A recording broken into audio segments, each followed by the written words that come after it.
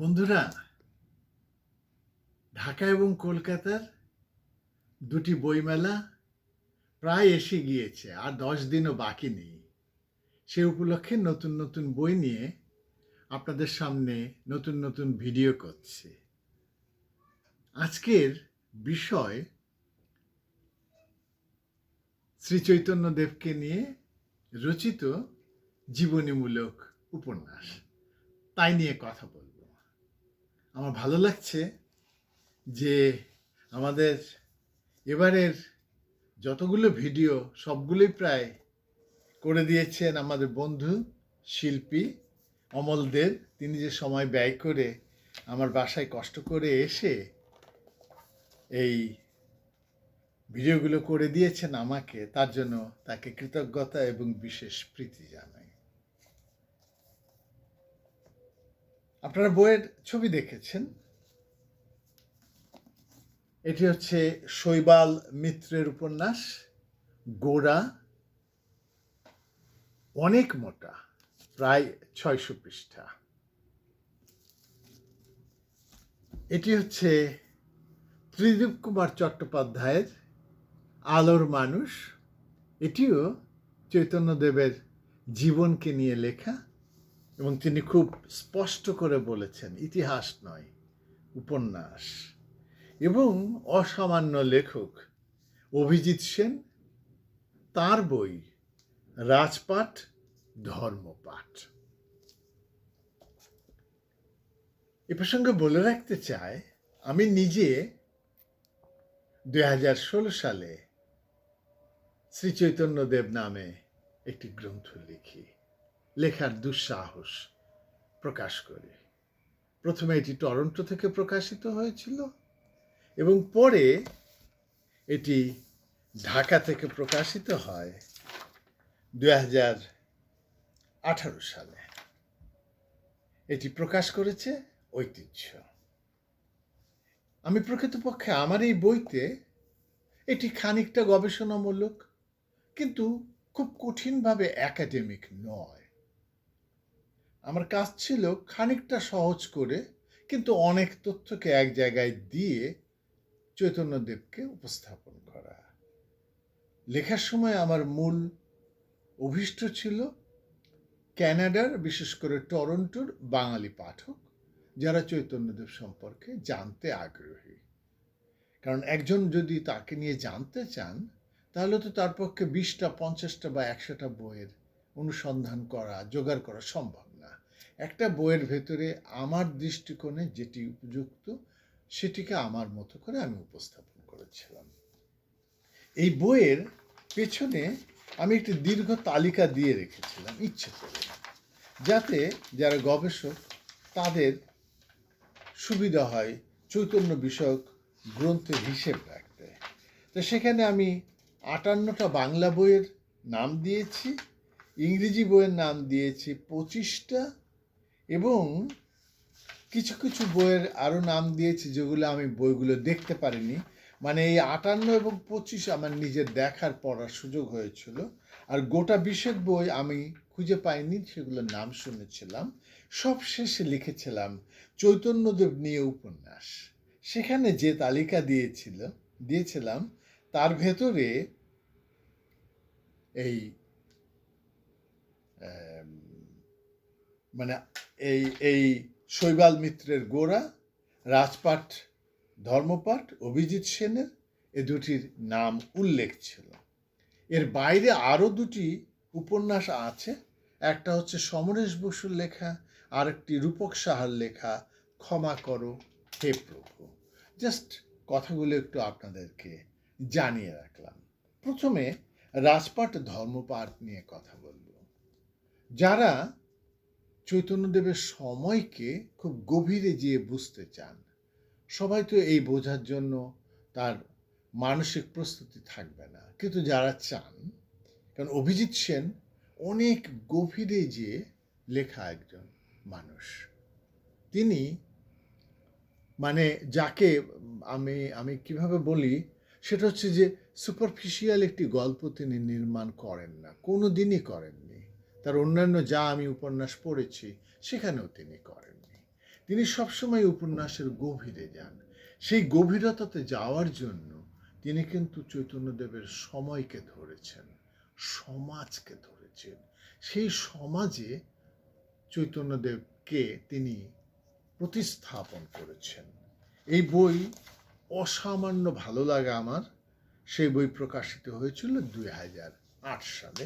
পরে আমার ঢাকার বাসায় ছিল, আমি ঢাকা থেকে এই টরন্টোতে আনিয়ে নিয়েছি। এই বই প্রকাশ করেছিল দেশ থেকে, এবং যেহেতু দেজের নামটা আসলো, বলে রাখি যে আমি এই দেজের এই জিনিসটা পেজ মার্কার খুব ব্যবহার করি ইদানিংকালে। অনেক বইয়ের ভেতরে আছে। আপনারা যারা জানেন যে দেশ তাদের 50 বছর পূর্তি উপলক্ষে এরকম বোধ করি 50টি এরকম মানে পেজ মার্কারের একটা বান্ডিল ওরা তৈরি করেছিলেন, যাতে এই অনেক মানে বাংলা ভাষার, বাংলা সাহিত্যের শাশ্বত লেখকদের পংক্তি ছিল। আমি এখন এখানে যেটা বের করছি সেটা হচ্ছে কাশিরাম দাসের লেখা। তাতে লেখা, ক্রোধে পাপ, ক্রোধে তাপ, ক্রোধে কুলক্ষয়, ক্রোধে সর্বনাশ হয়, ক্রোধে অপচয়। এই জায়গাটায় যে পৃষ্ঠায় আমি এটা দিয়ে রেখেছি, রাজপাট ও ধর্মপাঠে, সেইখানে তিনি ভীষণভাবে একটি গভীর কথা বলেছেন। বলছেন, ধর্ম এবং ঈশ্বর তত্ত্ব এমনই একটি বিষয়, প্রত্যেকটি নতুন ধর্ম প্রতিষ্ঠিত পুরনো ধর্মগুলির প্রতিস্পর্ধী। কিছুর পরে এসে আবার বলছেন, ধর্মগুলির মধ্যে পরস্পর হানাহানি নতুন কোনো বিষয় নয়। গোষ্ঠীপতি এবং রাজারা যেসব কারণে অন্য গোষ্ঠী বা রাজ্যকে আক্রমণ করে নিজের আয়ত্তে আনতে চায়, ধর্মীয় গোষ্ঠী বা সংগঠনও তেমন চায়। ধর্মের বা ধর্মাচরণের বেশিরভাগটাই সাধারণ মানুষের কাছে সুখপ্রাপ্তির উপায় বলে মনে হয়। সুখের উপায় অর্থাৎ সুখ ও সমৃদ্ধি প্রাপ্তির ব্যবস্থা। এই কথাটা আমি এই জন্য বললাম, মানে ওই সময়কে ধারণ করতে যেয়ে অভিজিৎ সেন তিনি যে দার্শনিকতায় পৌঁছেছেন, দার্শনিক উচ্চতায়, সেই উচ্চতার পরিস্ফুটন, প্রতিচ্ছবি এই উপন্যাসে জুড়ে আছে। শৈবাল মিত্রের উপন্যাস, সেটিও কিন্তু বেশ অনেক বছর আগের, অনেক মোটা, এবং দুর্ভাগ্যের যে এই পাণ্ডুলিপি রচনা শেষ করার পরে বই প্রকাশের আগেই লেখক প্রয়াত হন, এবং পরে যখন তার স্ত্রীর উদ্যোগে এই বই প্রকাশিত হয়, সেটি বিপুলভাবে প্রশংসিত হয়। এবং আমি এখনই খেয়াল করলাম, এটিও দেশ থেকেই প্রকাশিত হয়েছিল। এই বইয়ের যদি আমি কাহিনীর কথা একটু বলি,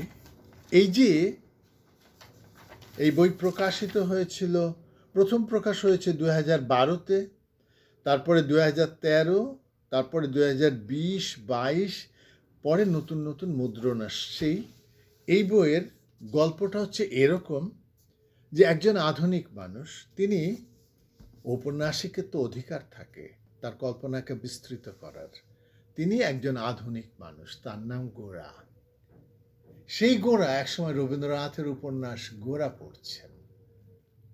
সেই গোরা একসময় তিনি নির্মাতা হন, ডিরেক্টর, ভিডিও ডিরেক্টর, ফিল্ম ডিরেক্টরের মতো।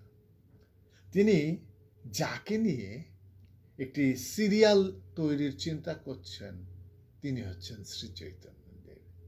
এবং সেই যে শ্রী চৈতন্যদেবকে নিয়ে সিরিয়াল তৈরি করা, তার ভেতর দিয়ে ক্রমে ক্রমে লেখক শৈবাল মিত্র তিনি আসলে আমাদেরকে, পাঠককে নিয়ে গেছেন শ্রী চৈতন্যদেবের সময়ে।